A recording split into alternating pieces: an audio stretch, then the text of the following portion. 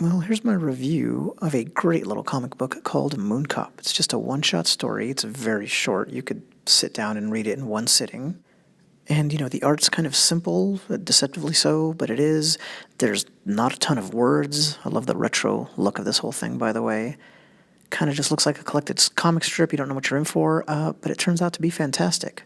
Great example of how economical comic books or anything like that can be. Just hand-drawn images with some dialogue. You put it all together in the right way, and it can be really affecting, which this story is. Just look at some of these reviews. One of the sweeter meditations on loneliness and isolation you'll find on a shelf in any medium.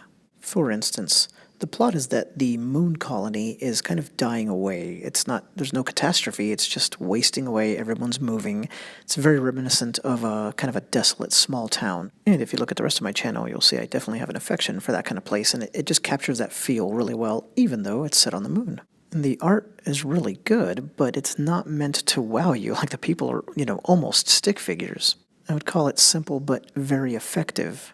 It has the quality of like a really good children's book, I mean that as a compliment. You just have to kind of experience it or look at it. And so look at all the space that's here, no pun intended, because that's outer space. And these opening images really get across the idea of like, if there were tumbleweeds on the moon, you'd see them blowing by.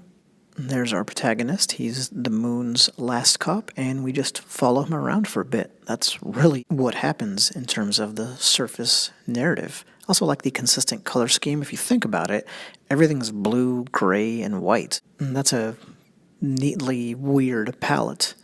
So again, it's a great little book, and it's outsized in terms of how good it is for how short a tale you're reading. It really has the sense of like a really well-made independent short film. Really unexpected rumination on loneliness, rural life, and how a place that was once vibrant can slowly die, what it feels like to see that happening around you. Mooncop. Thanks.